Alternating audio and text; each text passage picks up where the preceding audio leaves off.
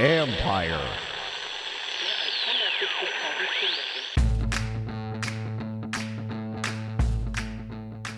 Hello and welcome to my podcast. Do me a favor, subscribe to the John Conn Report wherever you get your podcast. If you're watching on YouTube, hit that like button, hit that subscribe button. You can find us there as part of Empire Media, AMPIRE. Always much appreciated when you tune in. Don't forget, you can read my work on ESPN.com. For you gold members, I apologize. There's a bit of a mix up, my fault for last Thursday. So I'm going to do another private Zoom this Thursday night, 7:30 Eastern time. Join me there. I promise the link will be there this time. Just again, my mistake. So I apologize to those of you who wanted to tune in for that and didn't know where the link was. So now you know, you'll be there Thursday. Anyways, there you go. So and I hope the regular members who tuned into the private Zoom on Wednesday, hope you enjoyed that. Had a good 40-minute discussion, a lot of questions answered, a lot of topics discussed, a lot of things that I probably would not address on here. So anyways, hope you guys enjoyed that. So for today, I'm going to do my 5 things I think, and really kind of leading into the Combine. The Combine, of course, begins this week, in Indianapolis, and Adam Peters will talk to the media on Tuesday. Dan Quinn and Lance Newmark will address the media on Wednesday. So not expecting them to say a whole lot. They typically don't. And they're not. Listen, this is a group that keeps things very close to the vest. So, I'm going to get into my first item in a minute and kind of relates to a lot of this, but just remember that they keep things close to the vest. Adam Peters does not say a whole lot and tell people a whole lot. So always keep that in mind when you start to read a bunch of rumors that get out there. So anyways, but the Combine's this week, big week for Washington, and I'll get to more of that in a minute. So let's get to the first for the 5 things I think. First one, I think people need to be realistic as we approach free agency. I know they have a lot of cap space, and I've talked about this before, but I think I'm going to keep kind of hammering this home because I don't look at this team as going out and spending wildly on one or even two or one player or maybe two, right? I look at what they did last year as kind of a blueprint for what they'll do this year. And I think it's going to be a lot of guys in that Biadasz, Luvu type range, guys who maybe are not top tier when they're signing them, but guys who can be very productive and impactful, because both Luvu and Biadasz were for sure. And then, the Dorrance Armstrongs, guys like that. So I think that's the level I would look for, because I think they're going to be active. We know they have to fill out the roster. I'm going to emphasize again, when you see all this cap space they have, always understand they have 28 undrafted free agents. So that's what you have to keep in mind. They have a lot of roster spots to fill out, and who we'll get into as we get closer, who I think they'll keep, or we'll have discussions on just some of the key guys, what I think will happen with them. And but anyways, so I think you need to be realistic. Like I said, I don't know that I see them right now going out making that huge splash signing. I think if you did that, you're probably feel you're a lot closer to having a complete roster for what you want. But also, again, they have a lot of spots they need to fill, and I think that's kind of a big deal. So we'll learn more about all that stuff this week, because this is a week in Indianapolis where a lot of rumors start to formulate, or a lot of things start to percolate for sure. But again, just understand with Adam Peters how quiet he likes to keep things. And I think when he's doing negotiations with people, that's also kind of the case. And you look at a lot of the guys that signed last year. Now, some of the guys were kind of obvious, Dante Fowler, guys like that. Biadasz was a natural one. So there are a few guys that were kind of natural signings for them because of how they were aligned, just the relationships they had with some of these players. So some of those made sense, but not everyone was ones where it's like, oh, okay, didn't see that one. There weren't a lot that you knew at this time were going to happen, right? So just keep that in mind over the next few weeks. Number 2, I think the Combine's huge for 2 reasons. And I'm going to have Logan Paulson on Tuesday just to talk it's probably about a 10 to 15 minute interview with him about the Combine. And some of it is like some funny stories about what guys did to add weight back in the day, or how they would try to boost their weight when they're at the scale, and how they try to manipulate so they can get to instead of being 6 foot, maybe get to 6'1", little things like that that can help their draft stock and maybe, how much water they might drink, et cetera. So I'm going to talk, but also the importance of like some of the drills that he looks for as well, and little things that people watch for during there. Like I remember talking to coaches about pro days and just how the little things they pay attention to that is not measured by, oh, he caught this 40-yard pass or threw this ball over here. It's really about, okay, how is he with the teammates? How is he, I remember talking to one coach before about like when you're at a pro day, and I know it's a little bit different than a combine, but it's similar setup, right? So is a guy always in the same spot going through drills, or does he go like second one time and fifth another time? Is he always wanting to be first? How competitive is he?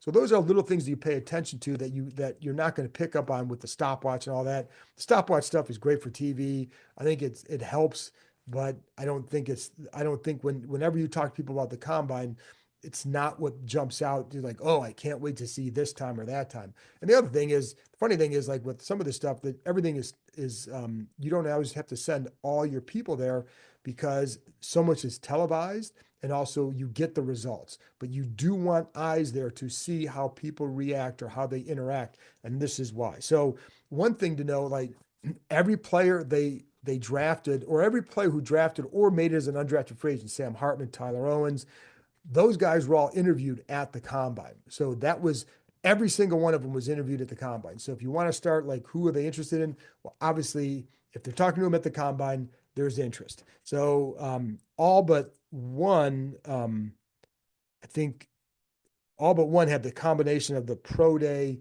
and the combine. So again, they talked to him at the combine, they attended their pro day.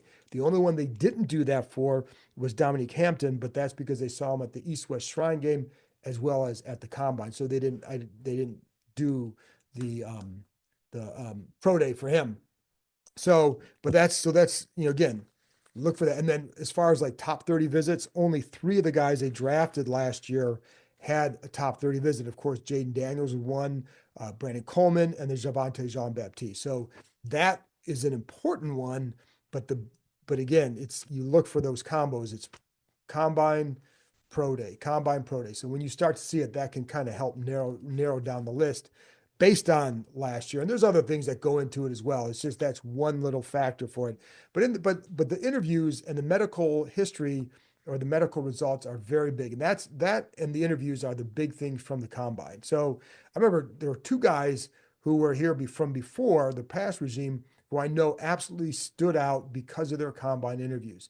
And then it was also meshed with their play on the field. So one was Quan Martin. And I remember talking to people at the time just how good he was, how impressive he was in his interview, and how he could tell you.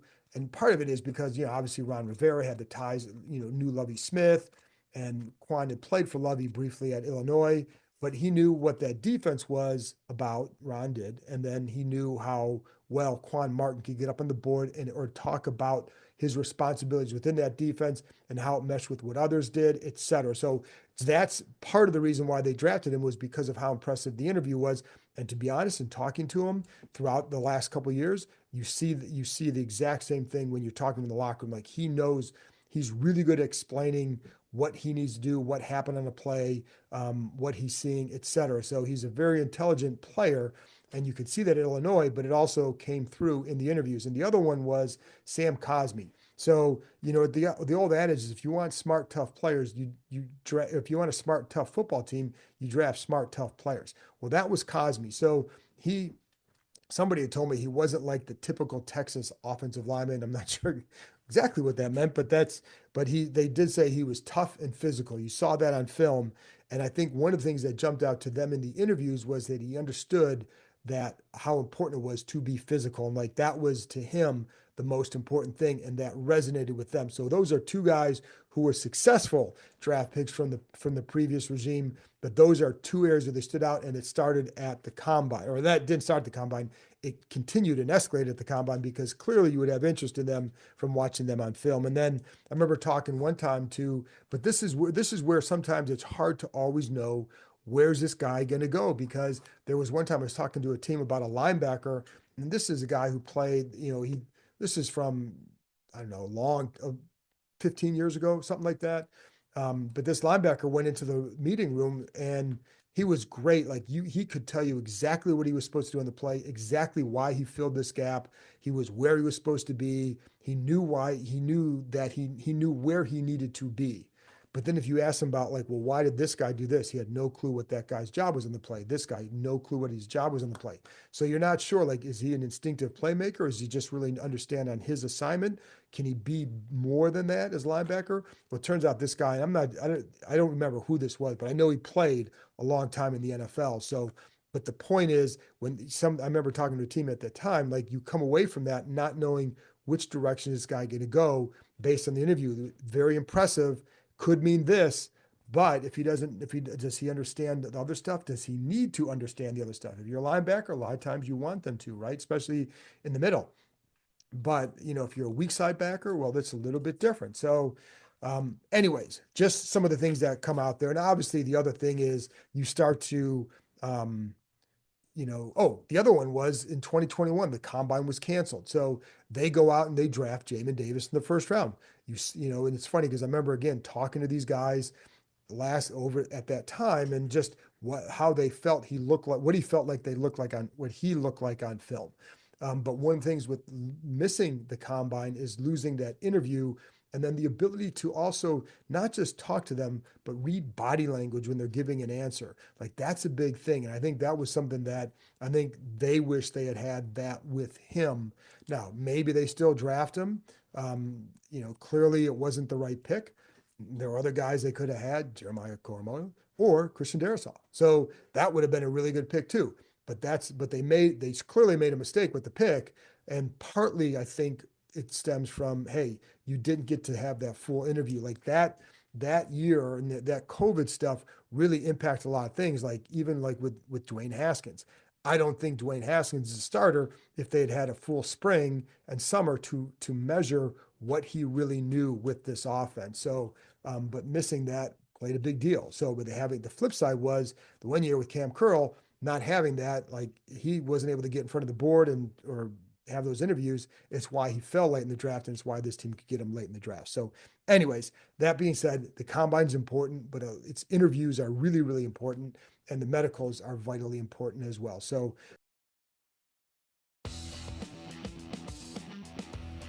number 3, I think Cliff Kingsbury. I think he did a tremendous job with Jayden Daniels this year. We've talked a lot about that, but here's why I wanted to kind of stay on that. Because you look at what he did versus what Chicago did with Caleb Williams. And I only bring this up because I just happened to be talking to someone else in the league who knew this situation, or certainly with new Kingsbury, and he brought up just how impressed he was with what Kingsbury did with Jayden. And he said the big thing that to him separated this place from Chicago is you had Kingsbury went to LSU or talked to the LSU coaches and just picked their brains about what they did with Jayden Daniels, what they did with him, why they did it, what they felt he did well, and kind of built built this offense around his strengths. So, but it was, he talked to them on a fact-finding mission, and it helped him develop and build this offense around Jayden Daniels. It wasn't a college offense per se. It was a very good offense, but it was built around what does Jayden Daniels do well, and that's what they did. Conversely, with Chicago and Caleb Williams, what this person was saying too, like he said, what he saw too much of were elements of the Green Bay offense with Shane Waldron,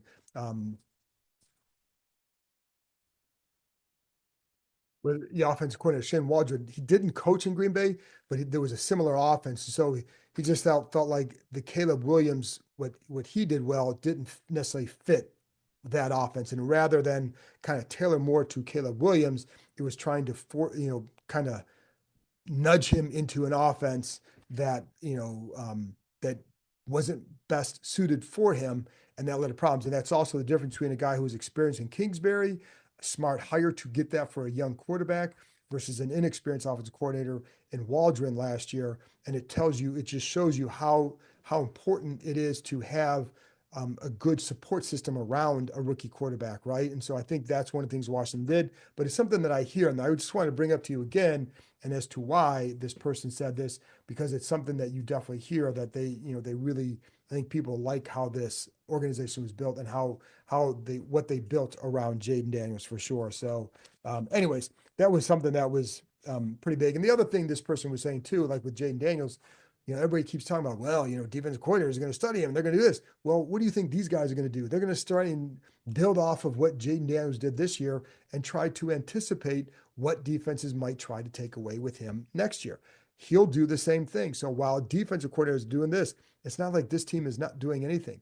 You can go back to 2013 with Robert. Part of the problem was coming off a knee injury, but also you had in the coaches' minds, what you heard at the time was they had a quarterback who didn't quite understand exactly where he was in his development, regardless of the knee injury.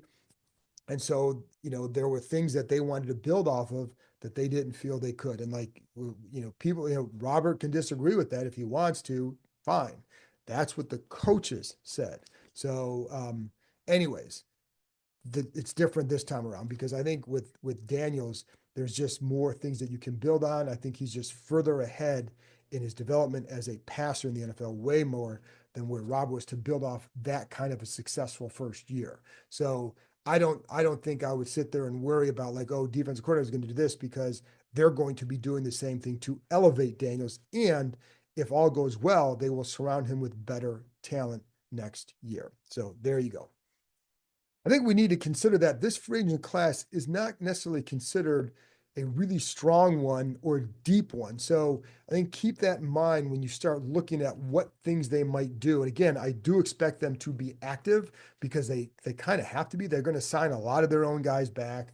And I would certainly expect some of those to happen before free agency so you don't let them get out there. I would definitely, but again, a lot of that stuff starts to take place this week when you get talks between when you have the agents there, you have the GMs there. That's why a lot of stuff happens this week. But I think you have to consider just the where this class is at and is the kind of impact guys that are out there. And when you look at like defensively, I know there's going to be talk about Josh Sweat. And I think Josh Sweat will be an interesting one. I'm curious to see what happens with him, where he goes, whether this team is interested or not. And all when I've talked to people, they're somewhat mixed on not necessarily him, the player, although there's a little bit, but it's also like what the cost might be. Is it worth for what he offers? Can you get somebody in the draft? Could you, again, we've talked before, like, my take on I wouldn't want to add a lot of guys who are in their 30s, mid 30s, Khalil Mack, for example. However, if you did that, if you went out and signed a Khalil Mack, get him on a 1-year deal, let's say, and I don't know that this is even possible. This is spitballing for sure. But if you did that, then I would want to draft a guy in the first round because one of the things that you'll hear is with young pass rushers that it does take a year or two to mature into being, to making an impact.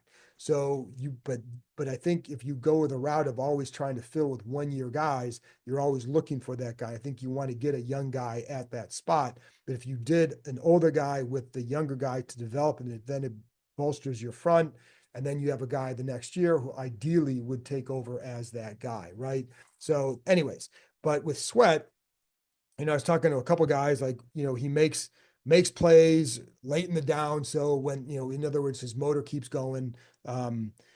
Somebody who coached against him was like, I really like him, but that's a lot, meaning what it would take to get him. And then somebody else wondered, hey, he's playing with some really good players, and if they felt like Nolan Smith may have been better, but the other two guys inside him, how much did they elevate his play? So those are questions to ask about it for sure. Now, what that means for who's going to sign him, I don't know, but I do think like he's going to be an interesting one to watch, and because he's a player at a position that this team needs, but is he going to be that kind of guy? And when you talk to people about like when you look at defensive ends in this group or for this defense, you want someone who can do, who can set the edge, right? And not just it's whether, when you have Bobby Wagner is not going to run the same way he did 5 years ago.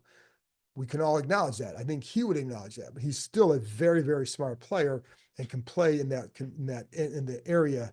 So, but you're going to need someone who can kind of give him a little bit of help too. Now, one thing that would help him, I think, and it's funny because I talked to someone else about this, like how the tackles, they felt like they needed to be more disciplined in their gap assignments. And because sometimes they're watching this defense, say like this is way too big of a gap for one person to fill. And so, that's one thing to watch. But with the defensive ends is to get upfield a little bit more. And whether or not you're forcing it back inside, if you can bubble it out, if you can bubble the ball carrier out, well, then that gives the linebackers more of a chance to get outside and help make a play or whomever. But when you're not being able to do either one, then there's a problem. And I think you can go back to that Philly game and Dante Fowler on that first run by Barkley, like he just that was messed up. And he ended up taking out Bobby Wagner because he starts up field, sees where it's going, spins out, trips up Wagner, and then boom, there's a gap there that one of those two could have filled. And then yeah, there were missed tackles down the field, but it started with the defensive end not doing the assignment or not helping on that play. So, anyways, we'll see what happens with him, but I think that's going to be something to watch as well. And I think the other thing is we're going to talk a lot about the offensive line and what could happen there. And I think it's interesting there for not because they need an overhaul of that group. They don't. And I told you before the season that they like that group more than what the public realized. That was before the season. Now, at the end of this season, you can look at it. It's kind of hard to look and say you don't and say like, hey, you can run with this group next year for sure. I think you absolutely have to look for more help inside, whether you get someone who's going to challenge for a starting job or win the starting job or just add more depth. You need to keep building that. When you have 17 game seasons, you need to do that. And plus, here's the other thing. This is, the last couple of years, they have those late buys. Well, it gave that group a chance to rest up and get ready for the playoffs. Well, I have a feeling that they're going to get an early to mid buy at this time. So you want to have that depth just for that late season push when it's hard to keep guys healthy in that kind of scenario. Anyways, but I think we've talked about this before, but Brandon Coleman gives you that flexibility. You don't have to sign somebody because you do have a guy that you can play with at that position at left tackle. So do you have to go out and get one? Is Cam Robinson really that much better than where Brandon Coleman is? Or would you rather, Alaric Jackson is a guy who's is he in that kind of Luvu Biotish type role where maybe he's that kind of a guy that you bring in. But again, you don't have to, you don't have to force it, in other words. So, but if you do get someone, you can push him inside. A lot of people I talk to really would like him at guard, outside of here. But the point is, he's got that flexibility. And the reason it's talked about a lot now is because, again, they don't need the overhaul, but you do anticipate them doing something there, whether it's in free agency or the draft. And if they go the draft route, that's great because now you get young guys that you can develop with the Coleman, with Biotis, with Cosme, who will still be here, and so I think that's a good way to go. And keep in mind with Wiley, while yes, he would save them $7 million or so if they cut him, he's also only going to count a little more than 10 million on the cap this year. So it's not an exorbitant fee for starting right tackle. And so anyways, the point is I'm not necessarily sure what they're going to do with free agency there, but there are options. And I think the draft is a good option for them because there is some good talent at those positions with guard, tackle, et cetera, guard tackle types that could either play inside, play right tackle, whatever. So I think there's options there. So be curious, but I will be curious to see. And I think the one thing, it's funny because the one thing they have to make sure they do is when you're studying and analyzing guys is like, okay, if you don't have Jaden Daniels as a quarterback, what happens to how is this game viewed by the tackle? Now you're obviously going to measure by just his assignment, how they do their assignments, but Jaden Daniels bailed a lot of these guys out at times. And you have to keep that in mind when you're trying to assess where everybody's at, because, and the linemen knew it. They would tell me like, yeah, some of the stuff was the same as last year. It's just that this guy got out of things. But again, I don't know. I don't think you need an overall, but you do have to account for, you do want to bring in more competition for sure. Then you have to account for Sam Cosmi being out, we don't know how long he'll be out into the season. So you have to account for that with some level of move and building depth, if nothing else.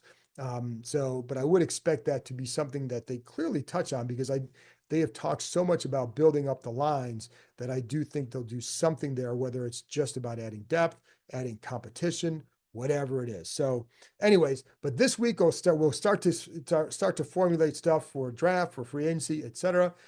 Again, I will have Logan Paulson on tomorrow talking about the combine, and I'll be back also on Thursday after hearing from Quinn, Peters, and Lance Newmark, just a little discussion about things that, based on what they've said and how to interpret some of what they said, etc. So stay tuned for all that. And as always, I appreciate you tuning in, and I will talk to you next time.